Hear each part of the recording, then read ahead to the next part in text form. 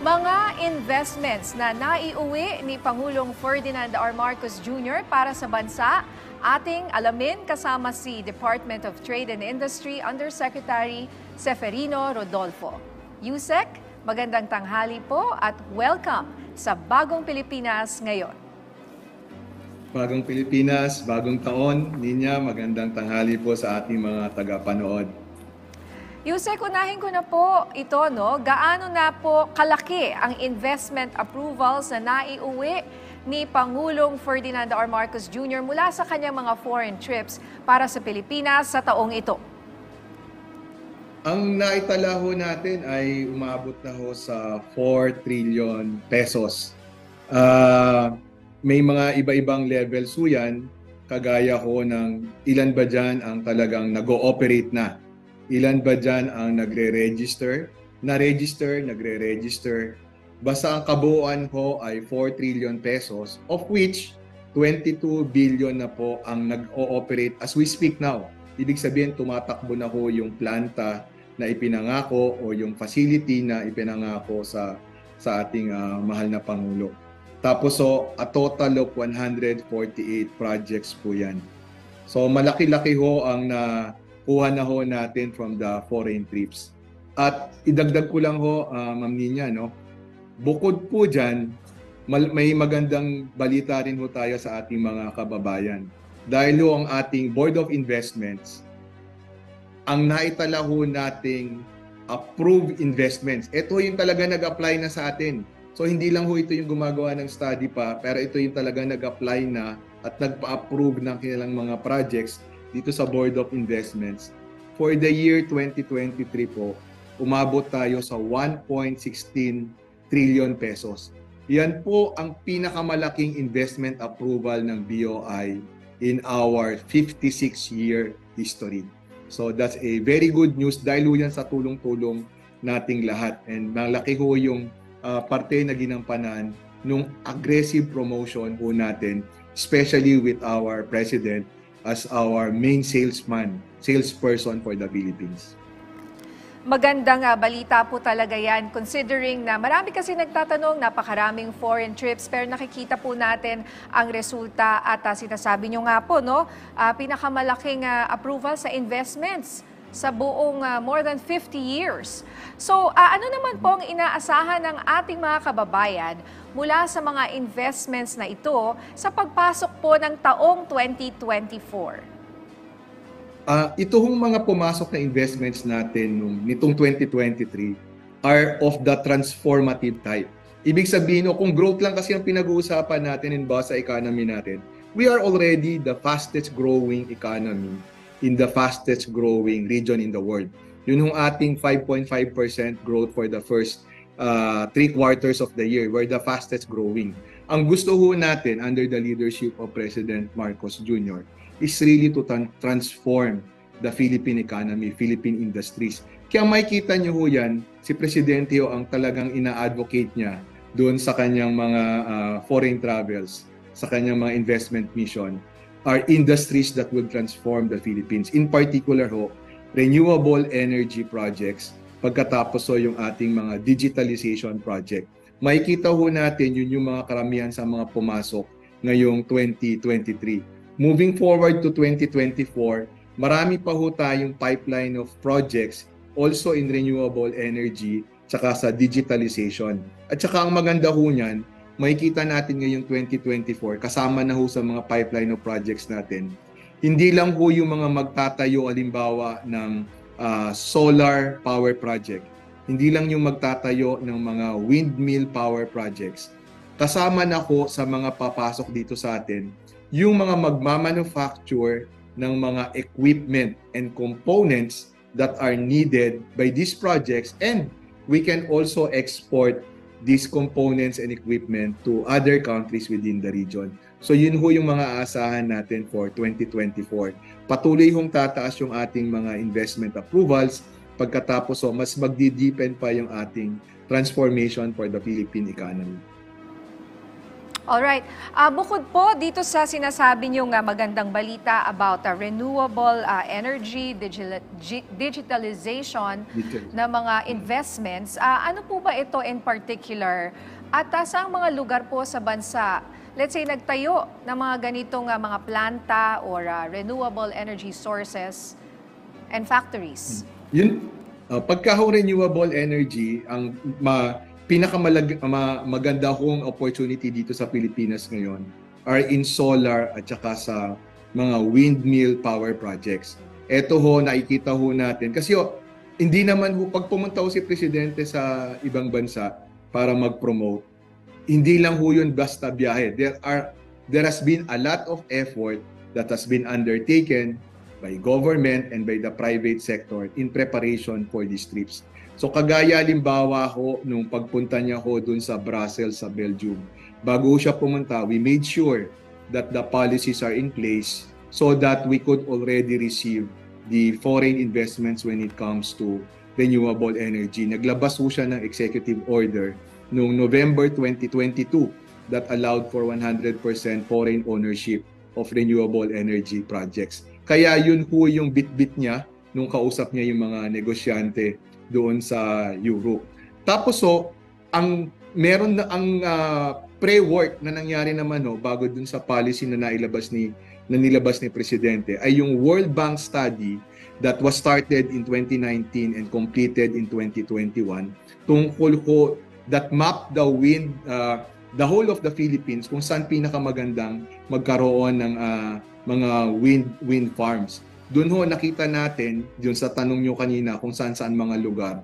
North of the Philippines, tapos yung dito sa kabilang side sa may West Philippine Sea, yun ho yung mga pinakamaganda kong mga lugar para sa ating wind farms. Pati din ko dun sa mga sa Mindoro, maganda rin po yung opportunities natin for wind. Tapos pagdating naman sa solar, as long as meron tayong flat land, maganda ko yung opportunities for solar. Tapos ang nakukuha din ko natin ngayong investment ay yung doon sa floating solar. Kasi halimbawa pagdating sa land-based na solar, of course, medyo kahit maganda na ho yung Pilipinas, meron pa rin tayong limitations kagaya ng ibang bansa. Pero pagdating ho sa floating solar, kagaya ho halimbawa sa Laguna Lake, yung isa hong nakuwang investment ni President Marcos Jr. dyan ho sa Laguna Lake itatayo. So yun ho yung mga lugar na mga nakikita nating pinapasukan. Nakita ko nga mismo, Yusek, yung Bangi Windmills recently at bukod sa nandoon na siya at gumagana yung iba dito, dadagdagan niya nga raw po ito at nag-generate rin siya ng mga trabaho. Pero bukod dyan, dumami rin po yung turista. Parang maganda siyang destination ng mga turista. Hindi po ba? At dagdag rin po ito na income doon sa lugar. Totoo yan. Hindi lang ho sa yung multi-purpose ho yung ating mga renewable energy projects ngayon. Kagaya ng nabanggit mo, Nina, nagiging tourist destination din yung mga ganyang areas. But in addition to that, meron din kung mga technology na ngayon na napagsasabay niya, halimbawa ho, floating solar, tapos sa ilalim ho ng mga solar panels, meron ho tayong aquaculture. Meron din ho naman tayong ginagawa na nakikita na sa ibang bansa at ipapasok na rin ho ng mga investor dito. Yung mga land-based solar, tinataasan lang ho ng konti yung pagkasan ng mga solar panel. Tapos sa ilalim ho, meron din siyang farming na nandoon. Maganda po yan, iba't ibang mga purposes at para mas marami po ang makikinabang. Ngayon, sir, gaano po kalaki yung significant increase ng mga investment approvals na ito kung ikukumpara nyo po noong nakaraang taon? Yun nga, yung nabanggit natin, Nina, yung magandang balita natin kanina na yung for this year, for 2023, ang BOI approved investments ay 1.16 trillion. Previous to this, ang highest on record natin was before the pandemic noong 2019, 1.14 trillion pesos worth of investments yung na-approve ni BOI. So ngayon ho, pumalo na ho tayo sa 1.16 trillion pesos. So highest on record in the 56-year history. So maganda ho kasi yung pagtanggap din ng ating mga investor dun sa mga policy initiatives ng current administration. Tapos nakikita rin ho nila tulong-tulong talaga yung Pilipinas ngayon, ang mga Pilipino, para makapag-attract ng investments. Okay. Para lang po mas malinaw sa ating mga kababayan mula po sa sinasabi ninyong investments na sa taong ito na sinasabi niyong 1.16 trillion, gaano po kalaki ang nagmula raw sa domestic investments at mula sa foreign investment approval? Sige ho, ang domestic investments ho natin dito sa 1.16 trillion is about 398 billion. Sa foreign naman ho, it is 763 billion pesos. Makikita niyo ho, dati ho yan, ang mix natin pagdating sa mga investment approvals, 80-20. 80% is coming from local, 20% is coming from foreign. Ngayon ho, makikita natin, almost 70% na ho yung coming from foreign, tapos 30% yung from local, na baligtad ho. Which is actually very good kasi nakikita natin na yung foreign investors interest sa Philippines ay lumalaki. Alright. So ilang trabaho naman po ang aasahan ng ating mga kababayan mula sa mga investment approval na ito? Doon po sa mga project application sila, umaabot po ng 150,000 to 200,000 for this for direct jobs from these investments. Pero mas critical dito niya kasi yung halimbawa, nagtayo ka ng renewable energy project. So nakapag-bigay siya ng trabaho doon sa mismong nagtatayo ng project, tapos doon sa mag-ooperate, tapos doon sa local community. Pero ang laki rin ng impact nito doon sa mga indirect. So halimbawa, lahat ngayon ng mga kumpanya na gumagawa ng mga consumer electronics, naghahanap sila ng mga lugar na merong renewable energy because they have to comply with their net zero carbon commitment. So lahat ngayon ng mga malalaking kumpanya, sinasabi nila, ibabawasan nila ang carbon emission from their operations up to gagawin nilang zero by a certain year. Kaya it's already crucial. It's actually an imperative for companies to go for renewable energy. And ngayon, nakikita natin that because the Philippines is now, actually may lumabas kong study si Bloomberg itong November 2023 that the Philippines is now the fourth most attractive country for renewable energy. No, ang pinakauna ho niya ay si India, si China, and then si Chile. Si Philippines ho dati wala tayo sa top 5. I think mga nasa number 10 tayo. Pero ngayong taon ho na to, tumaso tayo bigla to number 4 because nakita nila yung singular focus of the government for renewable energy. And with this, dadami ho yung mga mag-i-invest sa atin, particularly sa light high technology manufacturing. Dahil ho ito yung mga nag-commit talaga for net zero carbon. You know. Magandang balita po talaga yan. Ano? So aasahan natin, tataas pa itong sinasabi yung 150 to 200,000 jobs na nakikita natin ngayon. Itong 150 by a multitude, mas mataas pa ho talaga dyan. Kasi pag sinabi ho natin mga RE projects, actually, capital intensive ho itong mga to eh. So yung impact nila sa jobs, kahit na halimbawa sabihin natin, overall yung nakuha natin ay malaki na, yung mas malaking multiplier would be coming from the manufacturing sector that will then take advantage of the availability of renewable energy in the Philippines. Okay, yung pong sinasabi nating 150 to 200,000 jobs, ito po ay nandiyan na. Ito po ay na-actualize na. So mga ilan pa po yung sa tingin nyo na idadagdag pagdating po ng mga investments na ito? So i-clarify ko lang yung 150,000 to 200,000 jobs na sinasabi natin, ito yung different levels po yan. Meron na nandyan na talaga, tapos meron yung mga kasama nung mga pag-implement nitong mga projects na to. Ang nakikita ho natin within kasi ang renewable energy, medyo pag ini-implement ho natin yan, it might take some time bago talaga nating maitayo. Kagaya na nabanggit nyo kanina, meron na tayong nakikita limbawa sa Ilocos Norte, sa Laguna na actually na nakatayo. At meron pa ho mga patuloy na papasok. So ang nakikita ho natin, yung 150,000 jobs na yan, pwede ho yung mag-increase pa, let's say, to 500,000 jobs within the next 3 to 4 years. Oh wow, magandang balita po talaga yan, ano?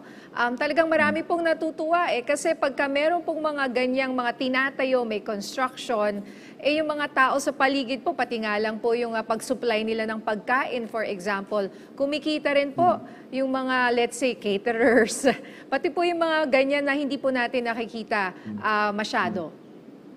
Hindi lang yun, pati yung skill set that is needed for this type of jobs. Mas tumataas. Halimbawa, marami tayong nakakausap na ang Pilipinas naman, alam natin na we are one of the biggest sources of very talented seafarers in the world. No, yung ating mga seafarers, halimbawa, nade-deploy sila doon sa mga offshore oil exploration. Ngayon nakikita natin, may mga seafarers tayo, sila hindi na doon sa oil exploration projects o kaya sa mga oil drilling projects. Ang sinasabi nila sa atin, nadi-deploy na sila dun sa mga pagtatayo ng mga windmill, offshore windmill. So makikita mo, basic skill set of a seafarer, pero nag-upskill na tayo for more of these green jobs. At yun din ho yung tinututukan natin together with halimbawa, DOLE, CHED, at saka TESDA. More for the jobs that are needed as we transition to a more sustainable future, as the whole world transitions to a more sustainable future. So hindi lang yung dagdag sa trabaho, pero yung kalidad at saka yung appropriateness ng skill set natin sa bagong hinaharap. So, talaga po bang mapapabalik natin yung mga, let's say, OFWs na yan, yung mga seafarers na sinasabi nyo, pag nandito na yung trabaho nila, they don't have to leave their families behind? Nakikita ho natin that that's a very real possibility. Kasi nga ho, sino ba naman yung kukunin ng mga companies na to, kundi yung mga Pilipino na. So yan ho yung magiging priority nila. So yun kung pag-recruit ng mga Filipinos that are outside so that they can work on the projects in the Philippines. Competitive po yung kanila mga sweldo, mataas po yung ino-offer. Katulad rin po yung nakukuha nila sa ibang bansa? Kakayanin ho yun kasi naman yung mga yan based on the skill set ng mga hina-hire nila. Alright. So para naman po sa taong 2024, ano naman po ang asahan nating mga hakbang at prioridad ng Pangulo para madagdagan pa ang mga mamumuhunan po sa Pilipinas? Ang nakikita ho natin dito, kailangan talaga nating, ang pinagtutuunan ho natin ng pansin din ngayon ay yung lalong pagandahin yung tinatawag nating ease of doing business in the Philippines. Kaya nga ho si Presidente, nag-issue siya ng executive order on green lanes. For the very strategic projects, we are assuring them that they will be given the green lane treatment. So yung number one ho that we are addressing is really the green lane. Pagkatapos we are aggressively promoting the Philippines. Hopefully si Presidente makonvince pa rin natin na to continue being aggressive in terms of going outside to promote the Philippines for investments. Ang tagline ho natin dito sa Pilipinas ay yung nakikita ho natin sa likod, we make it happen in the Philippines. Dahil kahit saan ho tayo pumunta, ang sinasabi ho ng mga investors sa atin, ang nakikita nila, yung mindset ng mga Pilipino, we make it happen. Kahit ano pa yung problema, we are very resilient and we are able to address challenges and that we make it happen in the Philippines. Alright, Yusek, meron po tayong tanong mula kay Ivan Mayrina ng GMA News. Ang kanyang tanong, what are the opportunities for the labor market and how can those who would want to benefit from these investments upgrade their skill sets? No po, meron po tayo kasing nilabas na batas, yung Green Jobs Act, no? Tamang-tama ho dahil nakita natin ngayon na talagang ang trabaho ngayon dapat really geared towards the sustainable sector at saka yung mga connected sectors, yung mga digitalized, no? Kaya kalalabas po ng IRR ng DOLE at saka ng Department of Energy at saka DNR for the green jobs. So ito yung pagtutuunan natin ng pansin para ma-upskill talaga natin yung ating mga workers. So I think kung tayo ho halimbawa ay bagong graduate or professional, tingnan ho talaga din natin yung opportunities pagdating ho dito sa green jobs. Halimbawa, another example, sorry Nina. Halimbawa ng green jobs. Ngayon, meron tayong mga workers halimbawa pagdating sa automotive sector. Kinakausap natin yung ating halimbawa yung Metal Workers Association of the Philippines na malaki yung kanilang mga representation doon sa ating mga automotive companies. Tinitingnan natin ngayon, dapat mag-shift na yung skill set ng mga nasa automotive sector natin from working on the internal combustion type of engines ng mga sasakyan more towards yung ating mga electric vehicles. Kasi doon na rin tayo papunta eh. Makikita natin, that's also a singular focus of the Philippines. We have to transition to electric vehicles primarily because we have the minerals that the whole world needs for the batteries that will operate these electric vehicles. Kaya ang ginagawa natin ngayon, number one, from the minerals, we are attracting investments for companies that will add value to these minerals para magawa na rin natin sila all the way to battery making in the Philippines and then eventually assembly ng electric vehicles. So tignan natin yung mga ganong opportunities at saka kung anong mga skill set yung kailangan natin as we transition now from yung internal combustion engine to these electric vehicles. So yun yung dapat pagtignan ng bawat isa rin sa atin. Yung skill set natin, akma ba para doon sa bagong pangangailangan as we transition to all of this? That's great news, Yusek. Sabi nyo nga, we make it happen in the Philippines. We hope that the whole world will see yung mga efforts na ginagawa po ng ating bansa at ng Presidente para po sa ating ekonomiya. So maraming salamat po sa inyong oras at Happy New Year po sa inyo, DTI Undersecretary Seferino Rodolfo. Thank you very much. Bagong Pilipinas ngayon. Thank you.